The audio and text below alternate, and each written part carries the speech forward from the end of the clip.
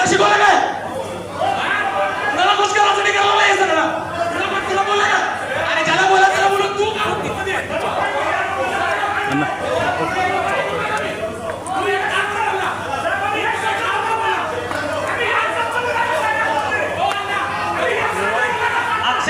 त्यांनी बोलताना काय ऐकलं नाही का? पुढचं कोण आहे बोला. मी माझ्या घरात बोलू का? कोण आहे बोला लवकर चालू करा. हा बोलतोय बोलणार आहे का बोला लवकर बोला ते. सगळेजण खाली बसून घ्या.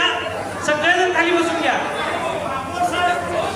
अहो तुम्ही बोल ऐका तुम्हाला बोलायला दिलं ना बोला. त्यांनी बोलू नये का सदस्य पॉईंट ऑफ इन्फॉर्मेशन घेतले तिने. पॉईंट ऑफ इन्फॉर्मेशन घेतले तिने. बसा तुम्ही चांगले.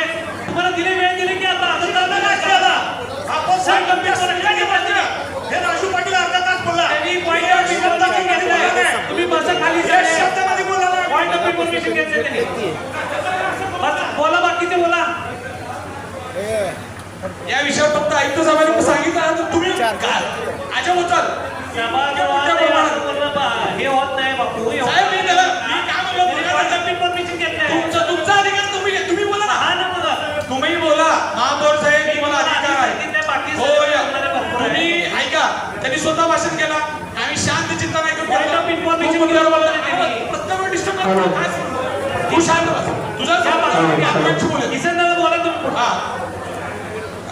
साहेब माझा जो विषय मी जो आता महत्वाचा विषय सांगितला हे बापू बापू ते परिवर्तन यावेळेस आपण बोलूया. किसनदादा परिवर्तन नाही बोलत मी तुम्हाला हेच सांगतो. ऐकलो मगाशी आता. अहो परिवर्तन नाही. ऐका मी तुम्हाला कागद द्यायला हे वाचा. आपलं SSCGC यांच्या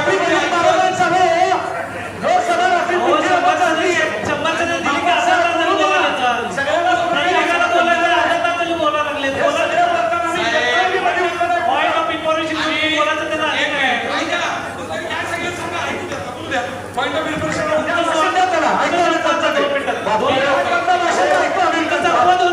माझ्या विषयाची माहिती असेल तर त्यांनी बोलावं.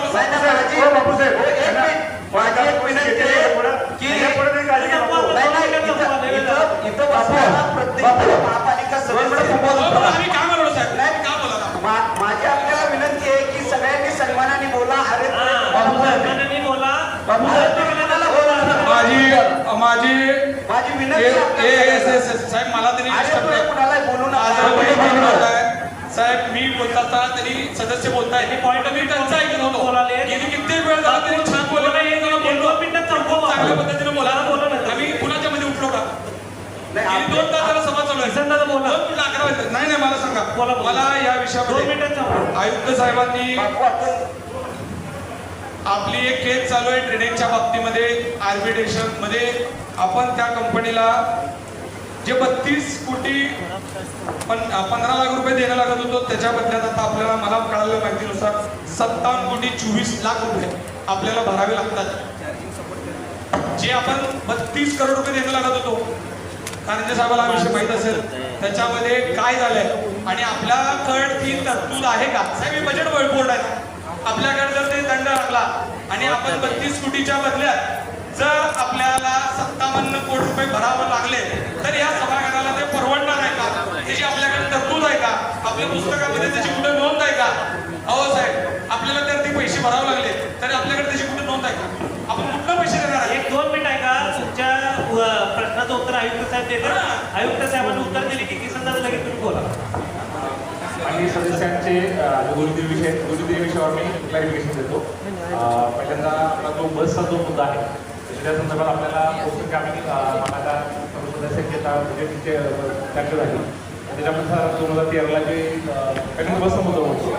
बसचं जे सप्लाय झाला त्याच्यामध्ये वेगवेगळ्या कारणामुळे बसेमध्ये त्याचं ब्रेक झालं. क्रॅक झाल्यानंतर त्यात बरेचसे रिवाईव्ह करण्याचा प्रयत्न झाला. परंतु ते जे आपले ॲग्रीमेंट होतं ते ॲग्रीमेंट सेंट्रलाइज पद्धतीने झालं होतं. त्याच्यामध्ये आर्बिट्रेशनचं प्रोव्हिजन होतं. त्या आर्बिट्रेशनच्या प्रोव्हिजनमध्ये त्यानंतर ते काही कंपनीच्या बाजूने निकाल लागला आणि सुरुवातीला असं झालं की जी काही रक्कम आली होती निवाडीची रक्कम त्यातली 50% रक्कम आणि सदस्यांनी ऐकून घ्यावं की जी काही रक्कम होती ती 50% रक्कम आपण साधारण वाटतं 1-2-3 वर्षापूर्वीच भेटली होती जेव्हा ती निवाडा झाला. आणि उर्वरितची 50% रक्कम होती त्याच्यासाठी आपण थोडा आर्बिट्रेटरचा निकाल झाला. आर्बिट्रेटर निकाल झाल्यानंतर जे दिवाणी न्यायालयाचा जो निकाल होता तो सुद्धा आपल्या साधारणतः मला वाटतं एक 6 महिन्यापूर्वी आपल्या विरोधात गेला.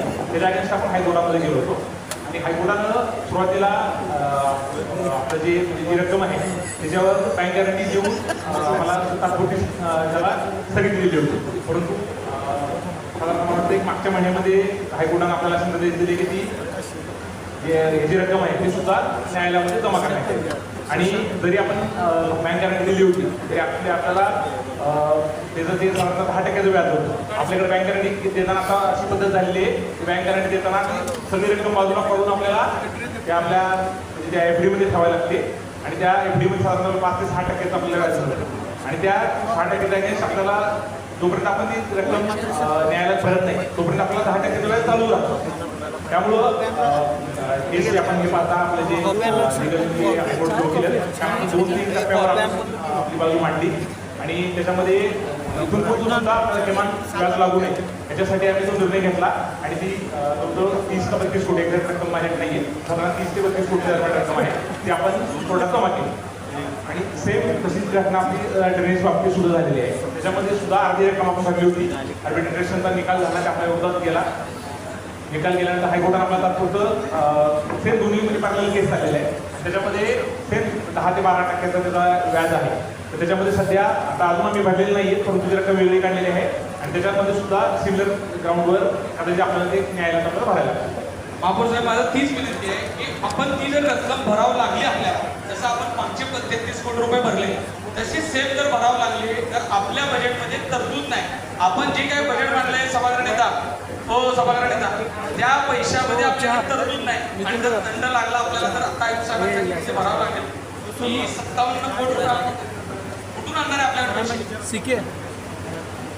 आपण काय केले मागच्या वर्षीचं जे बजेट होतं ना त्याच्यामधून ऑलरेडी रक्कम ती खर्च पडलेली आहे. म्हणजे ही रक्कम आणि आता जी 32 कोटी रक्कम म्हणजे आपण वेगळी काढलेली होती आणि ऑलरेडी आपल्या म्हणजे अर्थसंकल्प बाजूला गेलेली रक्कम होती ती फक्त आपण आता काय केलं होती फ्रीमध्ये होती ती फक्त आपण न्यायालयात ठेवली. त्यामुळे साहेब असं अर्थ आहे आपले जे दोन्ही रक्कम आहेत ह्या आता आपण 100% खाया पिया कुछ नाही हे वायपट गेले असं म्हणायला वापर होणार आहे. हे परिवंचेपणे काय महापौर साहेब 52-53 करोड रुपये आणि याच्यामध्ये 57 करोड रुपये हे कुणाच्याच करदात्याच्या हिताला आले नाही. हे फक्त अधिकाऱ्यांच्या चुकामुळं काही लोकांनी निर्णय वेळेत न घेतल्यामुळं आपल्याला जर एवढ्या मोठ्या कोट्यावधीचा हे चेष्टा नाही अमाऊंट अहो हे पैसे मिळवण्यासाठी 100 कोटी रुपये मला तुम्ही विचार करा की आपल्याला 100 कोटी रुपये आणण्यासाठी काय काय करावं लागतंय. आणि महापौर साहेब जर असे पैसे जर काळा कारभारामुळे जाणार असतील तर याला कुणी जर दोषी आहे आपण धरणार आहात का? या विषयामध्ये आपण काय मीटिंग करणार का स्वतंत्र काय करणार मीटिंग घेऊया त्या संदर्भात मीटिंग घेऊया की त्यांना बोला.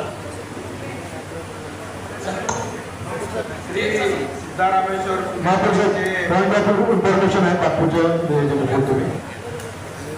बापूजी बोलले आता की 57 कोटी रुपये आपण भरतोय त्यामध्ये संबंधित जे कोणी अधिकारी असतील त्यांच्यावर आपण कारवाई करावी आणि त्यांच्या पगारीतून